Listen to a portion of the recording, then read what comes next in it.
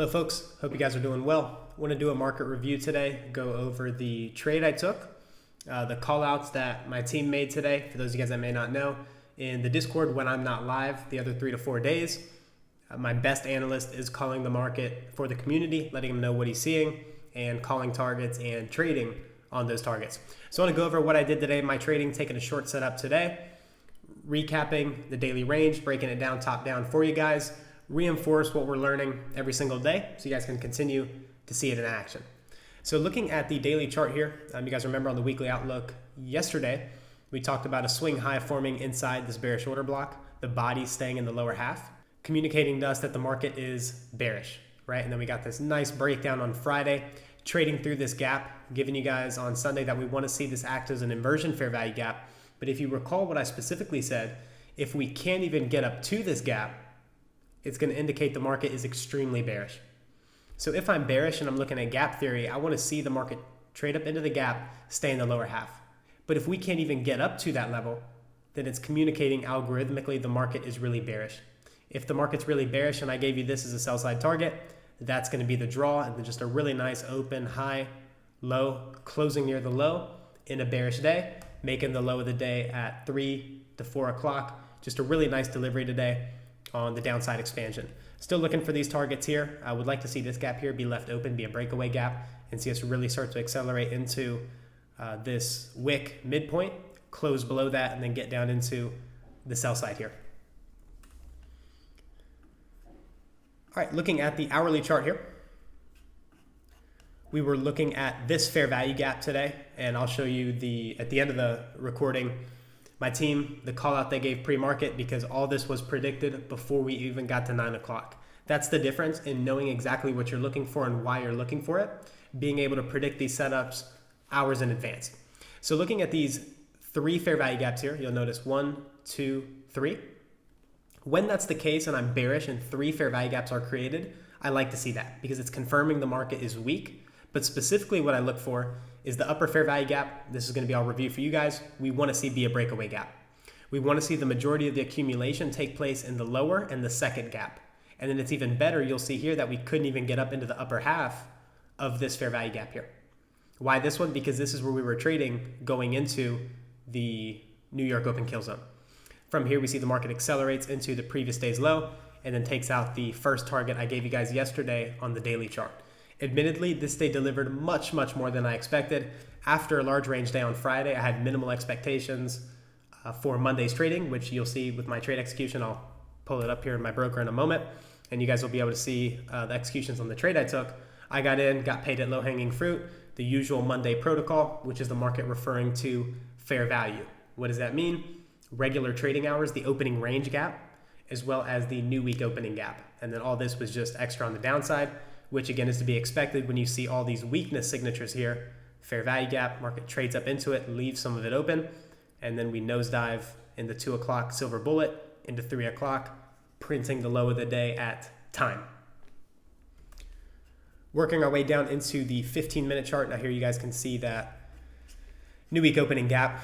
At 9:30 we open, we pump higher. That's a Judas swing. And then we sink down into the London low here and that new week opening gap. For my trade, that's all I was looking for, the new week opening gap. I did not get any of this run here, and after I got paid, I think about 2.8K in the between the 3 accounts I was trading, I was content with that. Didn't demand any more this Monday, but ended up delivering much more than I expected. And no, I did not catch this entire run, but again, I am getting paid, taking my pound of flesh from the market.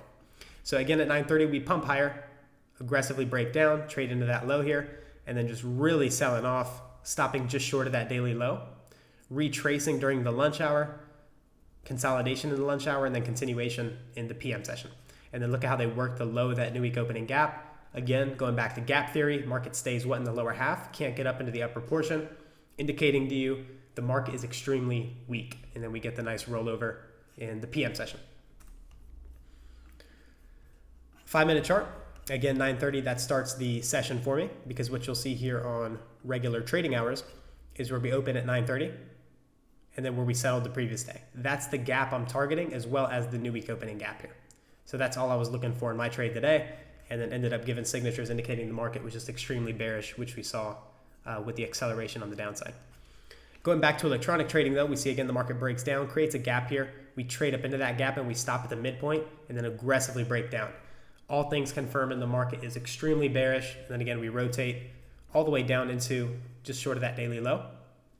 And then again, lunch retracement, PM session, continuation in a bearish day, right? Because it makes sense if the daily candle is going to be open, high, low, close, we're going to close near the low in the last hour. And then they use that morning session equal lows that they engineered, send it higher, retail wants to buy that, and then they careen into that liquidity.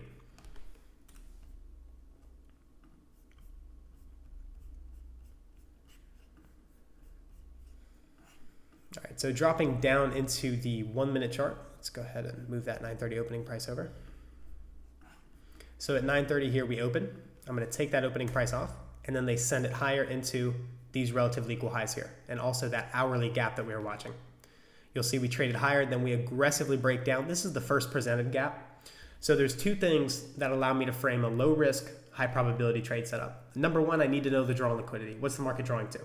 That was given pre-market, and let me just show you guys that here.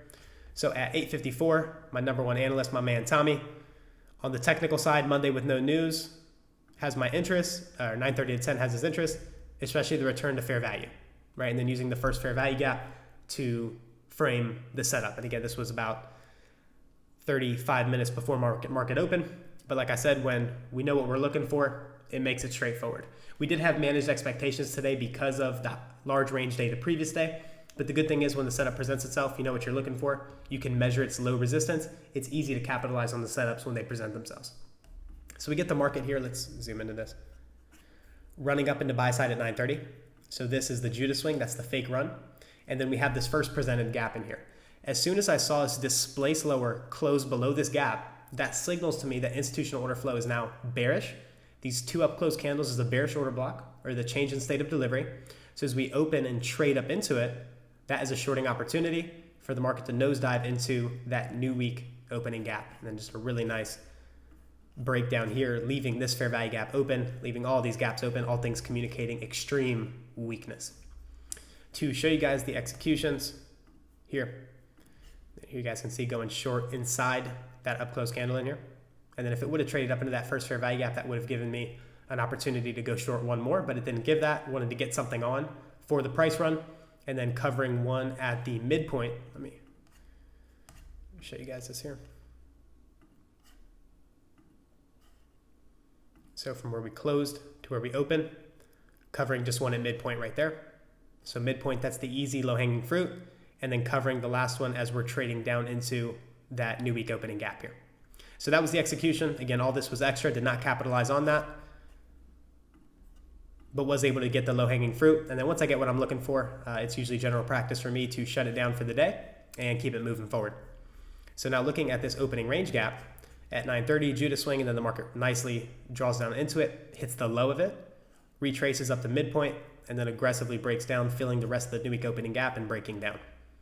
And then looking at the rest of the day here, equal lows, lunch macro retracement, bumps the low of the new week opening gap at 1:30. That starts the PM session for me.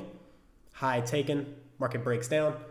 Another high taken here, market breaks down. So again, after the run on stops, we get these nice price legs to the downside, aiming for the level that was covered in the weekly outlook, which was this daily low here with the red line. So with that, that's what I was looking at here today. That's how I was able to frame the setup. And then as far as stop placement, I want to cover that here as well. Stop placement was just above this fair value gap here, right? Because if this is going to be a bearish order block, we have a fair value gap here. The market should not retrade through all that range. So I had to stop just up here. And then again, catching the flush down into fair value. And why do we look for fair value? So on a Monday with no news, the expectation is consolidation, right? Not really doing a huge expansion on an accumulation day or a consolidation day. So the algorithm will refer to these levels that we look at as fair value, which is the new week opening gap and the regular trading hours gap.